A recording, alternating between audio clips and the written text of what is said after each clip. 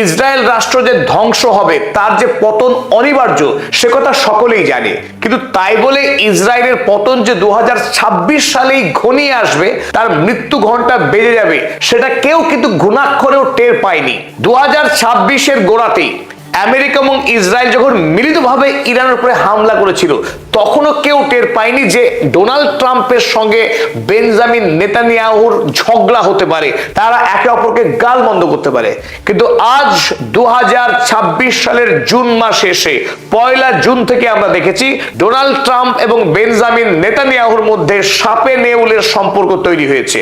এমনকি ইসরায়েল রাষ্ট্র পৃথিবীতে আমেরিকার সাহায্য ছাড়া তার অস্তিত্ব থাকা যে সম্ভব নয়, সে কথাও ডোনাল্ড ট্রাম্প বিশ্ব মঞ্চে হাতে হাড়ি ভেঙে ঘোষণা করছেন। আর তার আগে আপনারা তো জানেনই যে ডোনাল্ড ট্রাম্প তাকে ফোন আলাপে গালি দিয়ে বলেছিল যে গোটা পৃথিবীর সকল মানুষ তাকে ঘৃণা করে, যার নাম বেঞ্জামিন নেতানিয়াহু।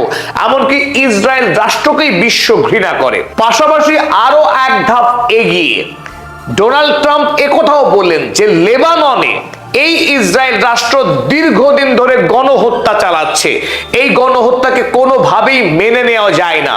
কারণ হিজবুল্লাহকে খুন করার নামে লেবাননের ডাক্তার, ইঞ্জিনিয়ার, প্রফেসরকে খুন করছে এই ইসরায়েল রাষ্ট্র। ইসরায়েল যে গণহত্যাকারী রাষ্ট্র, সেই কথা গোটা পৃথিবীর বড় একটা অংশের মানুষ যদিও দাবি করে আসছিল এতদিন ধরে, কিন্তু আমেরিকার সরকার সেই দাবিকে কোনোদিনও পাত্তা দেয়নি। অথচ হঠাৎ করে কি এমন হলো, ডোনাল্ড ট্রাম্প আমেরিকার রাষ্ট্রপতি 180 ডিগ্রি ঘুরে এসে মুখ থেকে তিনি সত্য কথা বলছেন যে মোস্ট আনপ্রেডিক্টেবল আমেরিকার প্রেসিডেন্ট ডোনাল্ড ট্রাম্প, তিনি এখন থেকে ইসরায়েল যে মানবতার শত্রু, ইসরায়েল যে মধ্যপ্রাচ্যের জন্য হুমকি, এটা যে বিষ বৃক্ষ, সেই কথা তিনি নিজেই বলতে শুরু করেছেন। স্বাভাবিকভাবে একটি প্রশ্ন কিন্তু সবার মনে তৈরি হতে পারে যে ডোনাল্ড ট্রাম্প কেন হঠাৎ করে অ্যান্টি ইসরায়েল, ইসরায়েল বিরোধী অবস্থান গ্রহণ করছেন? সেটা কি কাজেই নাকি শুধু মুখে? সেটা মুখেই হোক কিংবা কাজেরই হোক, ডোনাল্ড ট্রাম্প কেন এই নতুন অবাক করা অবস্থান গ্রহণ করছেন? বরং এক ধাপ এগিয়ে তিনি ইরানের নেতাদের গুণগান গাইছেন, প্রশংসা করছেন যে ইরানের নেতারা রেশনাল অর্থাৎ যুক্তিবাদী। এমনকি তিনি ইরানের সর্বোচ্চ ধর্মীয় নেতা মুস্তফা খামেনেইর সঙ্গে সাক্ষাৎ করতে চাইছেন এবং তাকে একজন ভালো মানুষ বলছেন।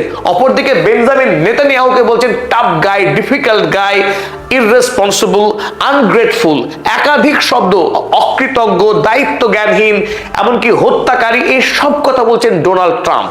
এর পশ্চাতে যে মূল কারণ, চলুন এবার শেয়ার করা যাক। এর মূল কারণ হলো এই যে একটি গণতান্ত্রিক দেশে সবার উপরে ভোট সত্য, তাহার উপরে নাই। আমেরিকায় নভেম্বর মাসে ভোট আগত প্রায়। এই নির্বাচনে আমেরিকায় সেনেটর এবং কংগ্রেসম্যান নিযুক্ত হবে। এই নির্বাচনে যদি ডোনাল্ড ট্রাম্পের রিপাবলিকান পার্টি যদি ভালো ফল করতে না পারে, তাহলে ডোনাল্ড ট্রাম্পের আরো যে 2.5 বছরের মেয়াদ আছে প্রেসিডেন্ট হিসেবে, সেই মেয়াদ কিন্তু হাতে চুরি পরে বসে থাকতে হবে। তিনি লেম ডাক প্রেসিডেন্ট হবেন, কার্যত তার হাতে কোনো ক্ষমতা থাকবে না। আর এদিকে ডোনাল্ড ট্রাম্প আরো বিরাট বড় একটা পরিকল্পনা এতে বসে আছেন। সেই পরিকল্পনা কি? তিনি আগামী প্রেসিডেন্সিয়াল নির্বাচনে 2028 সালের রাষ্ট্রপতি নির্বাচনে তার ছেলেকে ভোটে দাঁড় করাবেন রাষ্ট্রপতি পদের জন্য। আর এই রাষ্ট্রপতি ভোটের সমস্ত প্রচার করবেন তিনি নিজে, কারণ দুবারের বেশি তো রাষ্ট্রপতি কেউ আমেরিকায় হতে পারবেন না। তিনি যেহেতু দ্বিতীয়বারের জন্য রাষ্ট্রপতির দায়িত্ব সামলাচ্ছেন, তৃতীয়বার তারা রাষ্ট্রপতি হওয়া যাবে না। সুতরাং রাষ্ট্রপতি হিসেবে তিনি তার নিজের ছেলেকে ভোটের ময়দানে নামাতে চাইছেন। আর তিনি উপরাষ্ট্রপতি হিসেবে দায়িত্বভার গ্রহণ করে আগামী আরো 4 বছর আমেরিকার রাষ্ট্রপতি থেকে ইতিহাস তৈরি করতে চাইছেন।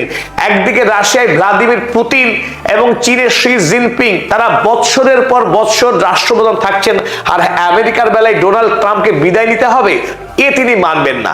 তাই যখন তিনি এত বড় পরিকল্পনা করছেন, সেই সময়েই আমেরিকাতে তার জনপ্রিয়তা আমেরিকার সৃষ্টির ইতিহাস থেকে সর্বাধিক তলানিতে এসে পৌঁছেছে। ভিডিওর এই পর্যায়ে আপনাদের সাথে একটি